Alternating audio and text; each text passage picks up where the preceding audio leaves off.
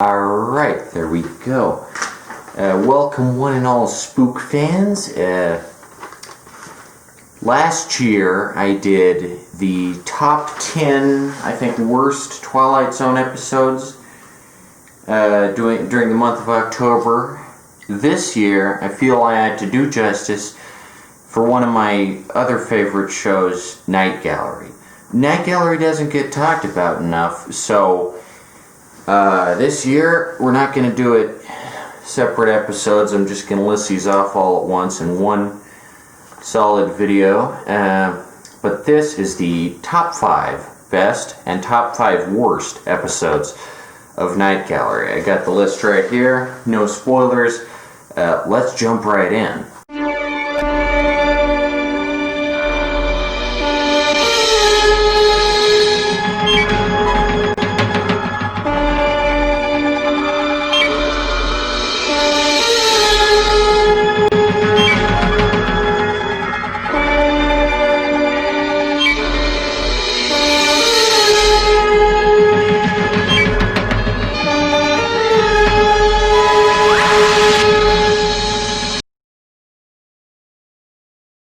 So,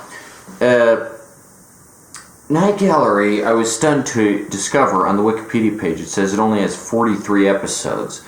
And looking back on it, that does feel about right. Night Gallery is pretty short.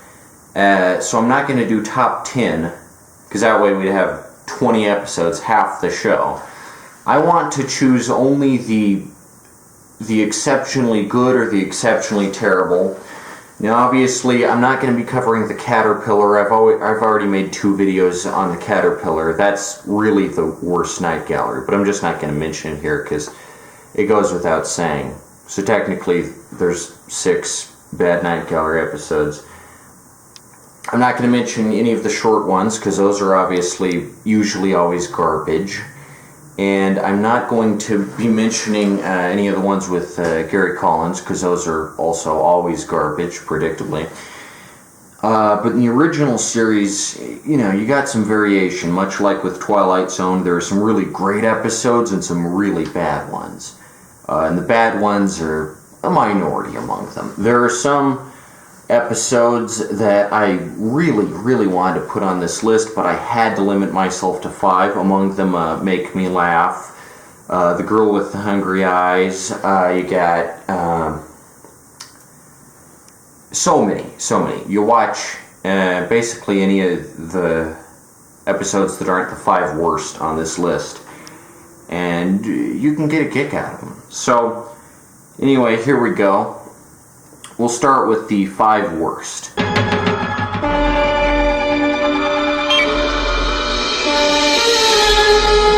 Number 5 on the worst list is Fright Night. This is a very basic haunted house story. It doesn't really have much in the way of plot or characterization. And Night Gallery has a better haunted house episode that's much more classy and deep, called just The House. So I gotta say Fright Night is at number 5. It's got some really trippy sequences that are very psychedelic, very of the era, but Fright Night isn't that good. Not to be confused, of course, with the great vampire movie starring Roddy McDowall from the 80s, Fright Night. This episode of Night Gallery, Fright Night, is just kind of your basic ghost haunting possession story. And it really fails, because I feel that this episode was made before the Amityville Horror, before Paranormal Activity, you know, so at that time the haunted type genre was kind of just taking off, so Fright Night, not very good. But it has merit, which is why it's only at number 5. Number 4, Lindemann's Catch. I have a big gripe with this episode. Mainly, the twist is very predictable. The plot is, a guy catches a mermaid, he's horny for the mermaid, and then he buys a potion where the guy says she'll be walking on 2 legs.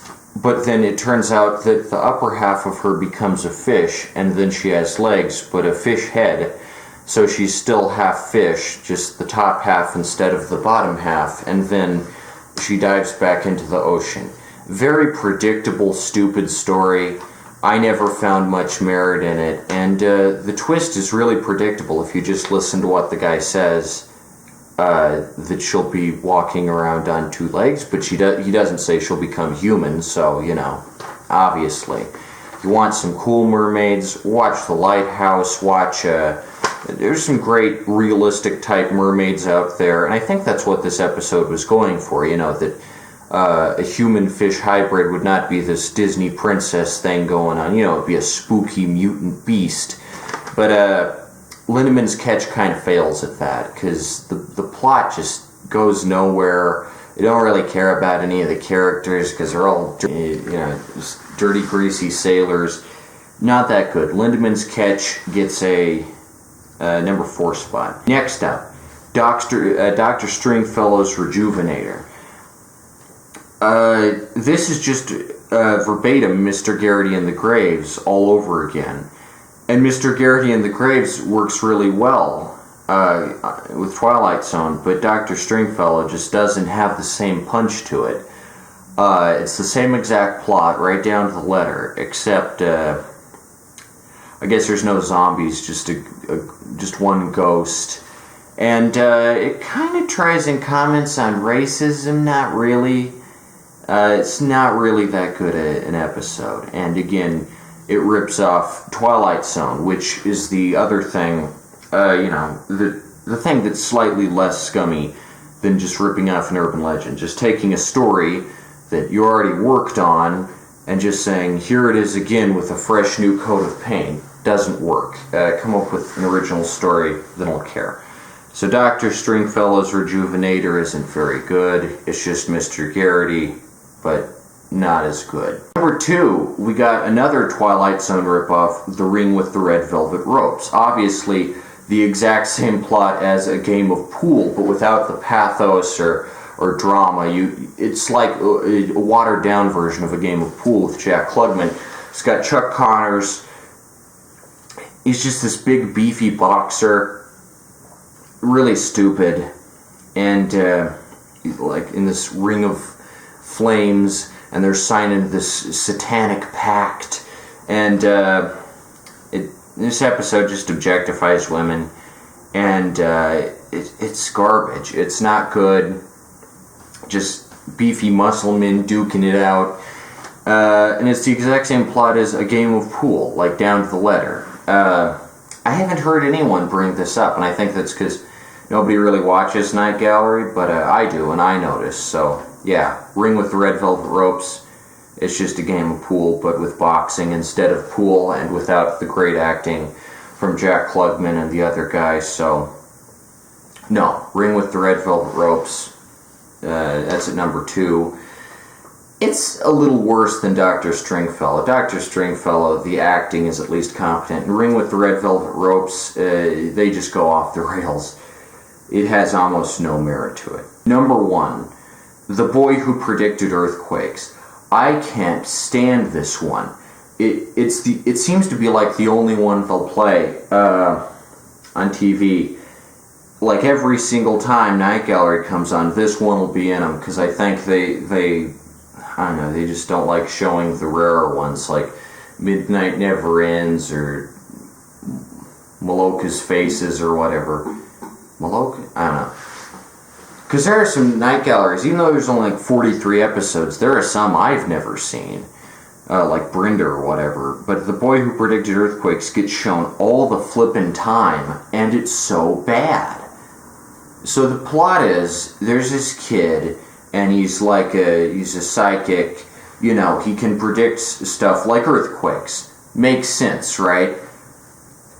But then, it's revealed that he reads about a supernova, and him reading about this supernova makes the sun go supernova, and at the end it's the end of the world. Except, the sun isn't gonna go supernova. Like, a quick look at any science textbook would have figured that out. And I don't excuse that it's in the 70s. They knew this shit back in the 70s. Like, The sun isn't going supernova. It's gonna, shrink down into a little white dwarf. It'll explode, but it's not gonna be a supernova. And also, just this kid reading about a supernova makes the sun go supernova. Like, that shouldn't happen. Like, I don't think anyone has enough psychic energy to make a freaking star explode. And in a way that's physically impossible for the star to do, because the sun isn't big enough to go supernova. But never mind that, because it's fantasy and you can make shit up and, make all this crap up. And it's the same problem, really, with the Twilight Zone episode, The Midnight Sun, where they just disregard basic astronomy in favor of, it doesn't need to make sense because it's science fiction. Good science fiction will make sense. Sorry. The Boy Who Predicted Earthquakes is just like, it's just cheese. It's just, this kid predicts stuff, or I guess he doesn't really predict it, he just wills it to happen, so that's not even predicting. I mean, he's the most powerful psychic ever to live, and he causes a freaking supernova, and no one questions this. No astronomer steps in and is like, how'd that happen? It's just like, you read about a supernova, so now the sun's going supernova. Number one on the list. Because it's not really a ripoff. It's not really a ripoff of Midnight Sun or anything. It is, to the best of my knowledge, an original story, but it's a really implausible and stupid original story that makes zero sense whatsoever. To add insult to injury, at one point, one of the producers of the show is seen in this movie theater, and he's watching that awful Island of Lost Souls bullshit from the 30s, which is like the worst adaptation of The Island of Dr. Moreau ever made, with Bela Lugosi, and he's like, "Are we not men?" And then, and I think it's trying to say something about that movie, except it doesn't, because it has nothing to do with the movie. Just a very weird, out-of-place scene. So yeah, number one, The Boy Who Predicted Earthquakes. That's the top 5 worst Twilight Zone episodes. Stay tuned for the top 5 best, because I figured we should start out with the bad news, and now we're going into some good news. Alright.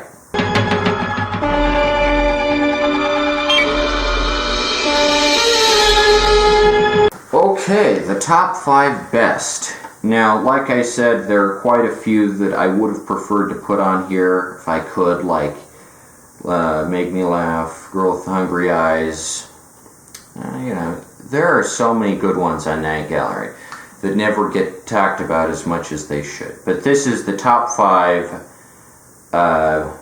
just absolute gold, absolute genius on the part of Night Gallery. Number 5, we got A Fear of Spiders.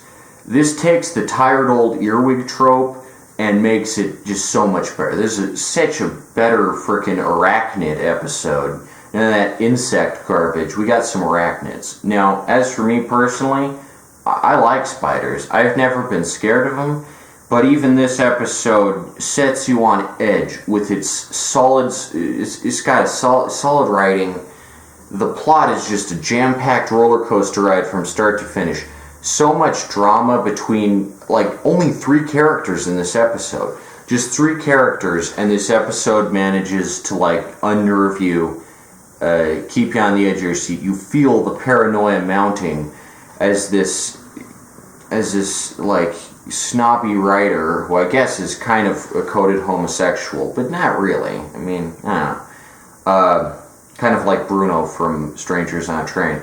But this guy is he's a giant ass, and he's mean to his next door neighbor, who just thought that he was into her, and then he just goes crazy because he sees all these spiders coming out everywhere.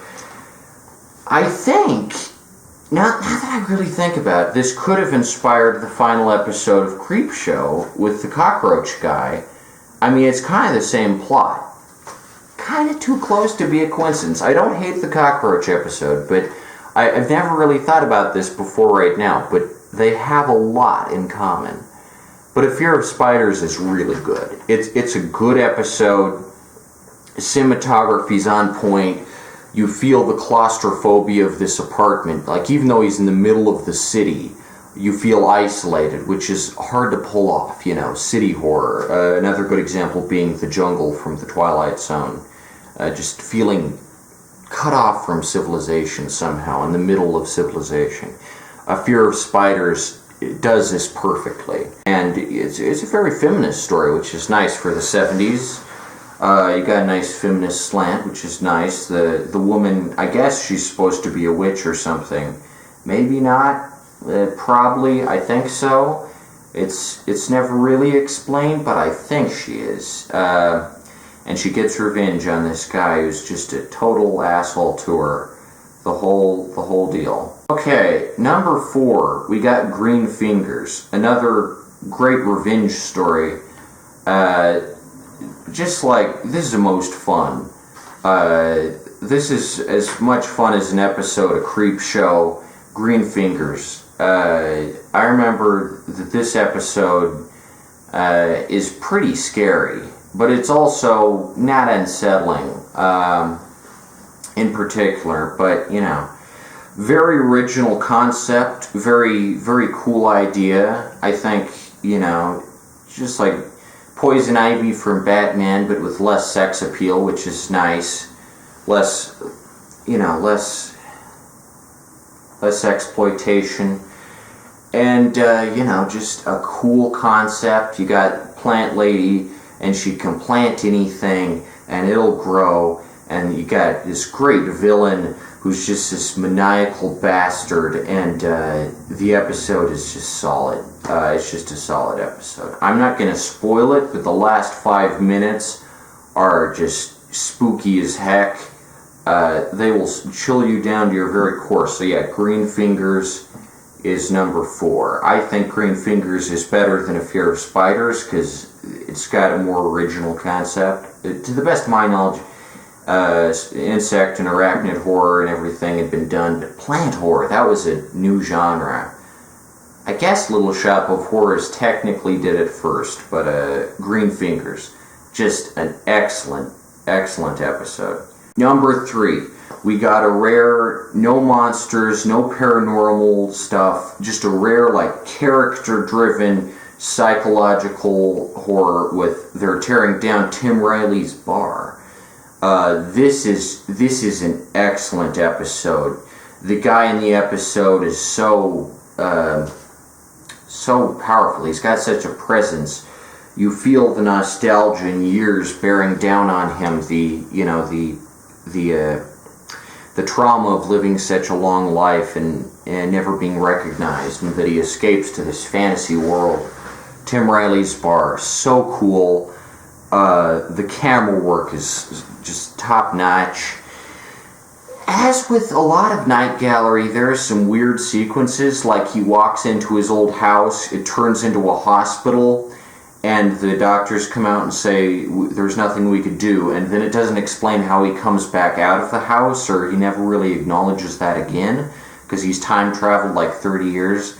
Like with Tim Riley's bar, that's always explained, but it just cuts to commercial after he comes out in this hospital. But Tim Riley's bar is not one to miss. I think the last 5 minutes are really cool, and it's rare that Night Gallery has, like, no ghosts, no demons. Most of them do have ghosts or demons or something, you know, some spooky type stuff, but Tim Riley is more akin to, like, you know, Last Night of a Jockey, or what is it? You know, just some very non-supernatural type episodes of Twilight Zone, Nervous Man, $4 Room, Mirror Image, that kind of stuff, where you know, you get into the mentality of this character and wonder, are they imagining this? What's going on? And you know, you just see inside their mind. So great, so vivid, an absolute masterpiece.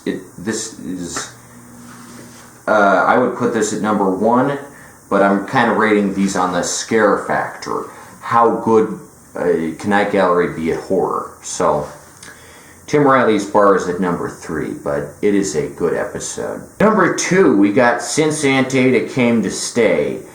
I don't know why I put this at number 2. In retrospect, it's kind of a silly episode, but I don't know. It's also knock your socks off terrifying. This is as good an episode as, like, it does as much for witch fiction as I'd say Suspiria did, really. Because Aunt Ada is such a memorable villain. She's so spooky. And it's kind of like a demented version of Bewitched, with the husband and his wife's relative is just this domineering hag. Except Aunt Ada, you know, when she first appears, she's like this sweet little old gentlewoman, and she's so polite. And then as the episode drags on, you see her transform into this grotesque manifestation of the human image. There's so many close-up shots. The rituals and magic is so cool, and I think there's a twist that really is just incredible. It's a good episode. It knows what it's doing. Aunt Ada Came to Stay is just like, it's a solid episode. As far as horror goes, few episodes of Night Gallery are like genuinely scary, because a lot of them have this weird editing, like Fright Night, that just screams gaudiness, or like Hell's Bells, which is just a straight up comedy. But Aunt Ada is spooky to the max. But I don't know, it's not like Suspiria, because it's not that classy. It doesn't have anything to say about, you know, people or anything.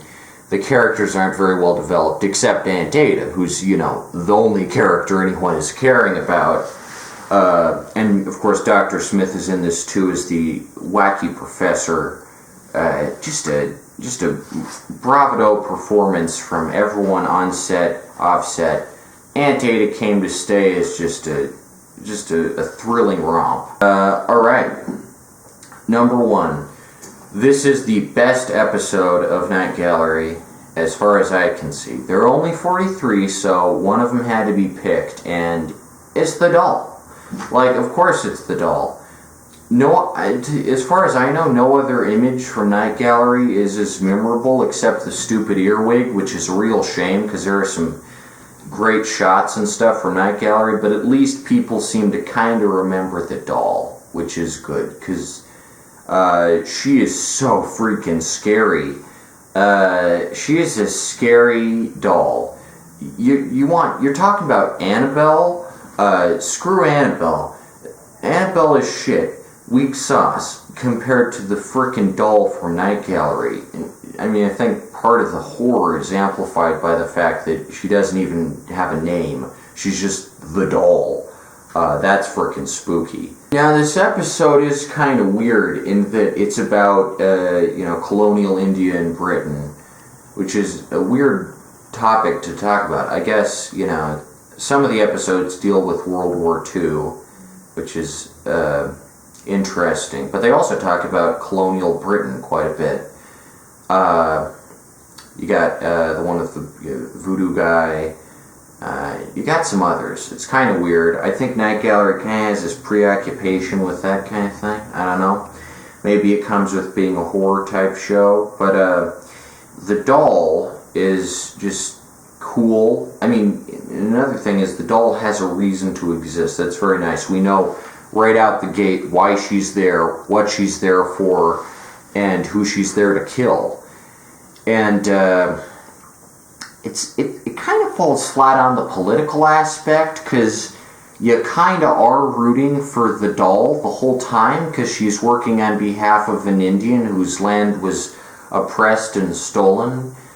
But that doesn't make the doll any less scary. She is just a scary doll. Like, I remember watching this episode when I was like 6, and it spooked the heck out of me.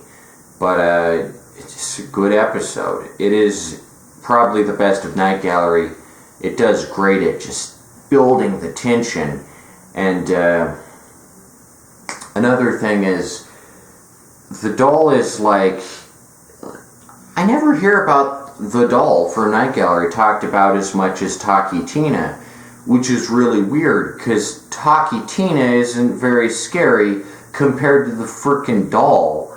I guess, you know, which isn't to say Talkie Tina isn't a good episode. Like, you know, she's kind of spooky, but I think Talkie Tina is like entirely justified because Telly Savalas is trying to cut her head off and shit, and you know Telly Savalas is genuinely an unpleasant character in that.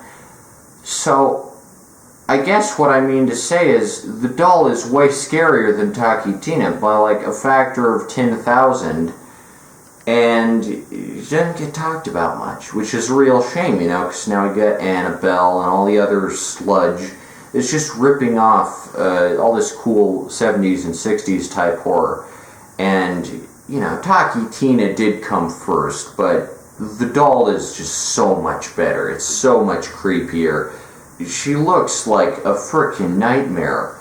And I think it's one of the rare instances in Night Gallery where it actually just manages to chill you down to your inner core. Because as a horror show, Night Gallery doesn't really scare you that much. It doesn't really catch you off guard. But the doll is a horror masterpiece that deserves to be recognized and placed along the other classics in the horror canon. Just because Night Gallery is a TV show doesn't mean it's any worse at telling a great spook-packed story than, you know, the movies like, you know, Shining and Psycho and whatever. Night Gallery, at its best, is good at telling just something that's absolutely spooky, and it's even more jarring with that weird 70s style of editing where it'll just cut out and cut back in, and the characters are walking around. Doesn't make any sense. So yeah, doll is at number 1. Oh boy, so that's been the top 5 worst and top 5 best episodes of Night Gallery. I'm surprised I didn't make this list sooner, but, you know, it being Halloween and all, I figured I should just pump this one out. Not sure what I'm going to do next Halloween, since I've covered 12th Zone and Night Gallery. Maybe I'll go for Outer Limits. But, yeah, that's about it. And if you enjoyed this review, then smash that spash, buy some Nicolas comics. Yeah, and that's about it. So happy Halloween, happy spooky month, happy fall, and nice, pleasant autumn, and hopefully, hopefully the doll isn't going to come out of the leaves, and I don't know where I'm going with this bit. Happy Halloween. Great holiday. Always brings the best content here at Nicolas Comics, because I like me some spooky stuff, you know, so that's the list. So yeah. I'm going to put it up on screen here so you can see there. Best, worst. If you're settling down for a nice viewing marathon of old spooky stuff, might I suggest you delve into Night Gallery, because there's some good stuff on here. This is my personal list. I advise you to follow it. Night Gallery is just such a great show. Doesn't get talked about enough. So hopefully I've done it justice, given my 2 bits on the matter. And yeah, that's about it. Good review. Good times, huh? Not going to drag this on anymore. I don't have an end screen like other fancy YouTubers, so signing off. Sayonara. Happy Halloween. There we go.